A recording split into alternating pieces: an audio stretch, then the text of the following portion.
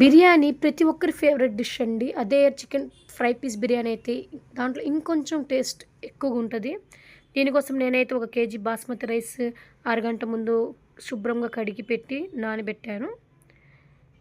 ఇంకా మనమైతే ఇక్కడ రైస్‌కి 3 వంతులు ఎక్కువ వాటర్ తీసేసుకొని దాంట్లో కొంచెం సాల్ట్, హోల్ గరం మసాలా దినుసులు, ఇక్కడే కొంచెం కొత్తిమీర, పుదీనా అండ్ కొంచెం షాజీరా వేసేసి ఇది నీళ్లు మంచిగా బాయిల్ అయ్యేంత వరకు పెట్టేసుకుందాం. ఇదేదైతే మన నీళ్ళున్నాయి ఇది బాయిల్ అవ్వడానికి ఒక 10 మినిట్స్ టైం పట్టుద్దండి. ఇక్కడైతే మన నీళ్ళు మంచిగా బాయిల్ అయిపోయాయి. దీంట్లో మనం నానబెట్టి పెట్టుకున్న బాస్మతి రైస్ వేసేసి ఒకసారి మంచిగా కలిపేసుకుందాం. అండ్ ఇది సైడ్కి ఉడకడానికి పెట్టేసుకుందాం. మన రైస్ 90% ఉడికిపోతే చాలు. ఇటు సైడ్ మనం చికెన్ ఫ్రై చేసేసుకుందామండి. ఒక బాండిల్లో 3 to 4 టేబుల్ స్పూన్స్ ఆయిల్ వేసేసుకొని దాంట్లో 2 పెద్ద సైజు కట్ చేసిన ఆనియన్స్ వేసేసి మంచిగా ట్రాన్స్లూసెంట్ అయ్యేలాగా ఫ్రై చేసుకుందాం. ఇది ఫ్రై అవ్వగానే దీంట్లో ఏదైతే పచ్చిమిర్చి ఉంటాయో ఒక 2 నుంచి 3 చీలికలు పెట్టిన పచ్చిమిర్చి, కొంచెం కరివేపాకు వేసేసుకొని ఇంకొకసారి మంచిగా ఫ్రై చేసేసుకుందాం. ఫ్రై అయిన తర్వాత దీంట్లో 1 టేబుల్ స్పూన్ అల్లం వెల్లుల్లి పేస్ట్ వేసేసుకుందామండి. ఇది కూడా అల్లం వెల్లుల్లి పేస్ట్ వేసేసి మంచిగా ఫ్రై చేసేసుకుందాం.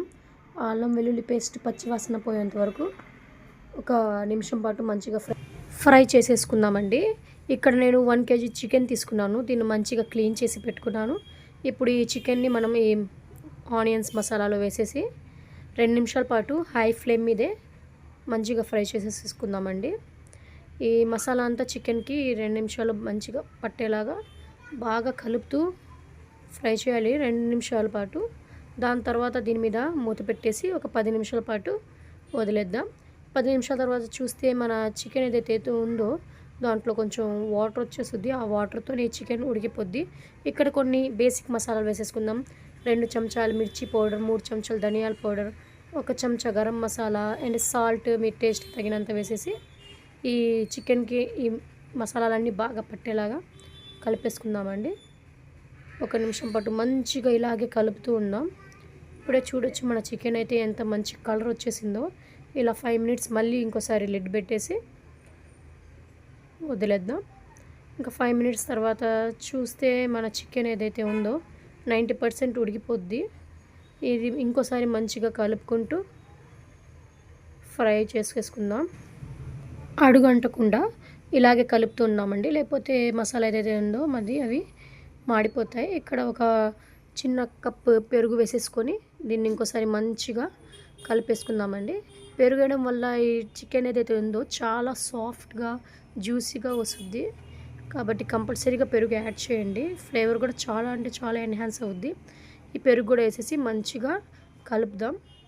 ఇంకోసారి మూత పెట్టి 5 మినిట్స్ వదిలేద్దాం. అండ్ 5 మినిట్స్ తర్వాత చూస్తే మన ఏదైతే చికెన్ ఉందో ఆయిల్ మంచిగా రిలీజ్ అవుద్ది. మనం పెరిగేసాం కాబట్టి ఇంకా ఎక్కువ ఆయిల్ అనేది రిలీజ్ అవుద్ది.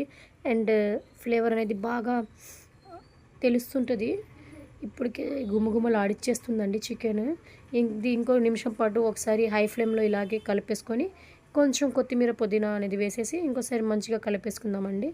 అంతే, చికెన్ ఫ్రై అయితే రెడీ అయిపోయింది. మీరు చూడొచ్చు. ఇటుపక్క రైస్ కూడా మనది అయిపోయాయండి. ఇది చూడండి, రైస్ మనది 90% ఉడికిపోయింది. చాలండి, ఇది పర్ఫెక్ట్ కన్సిస్టెన్సీ.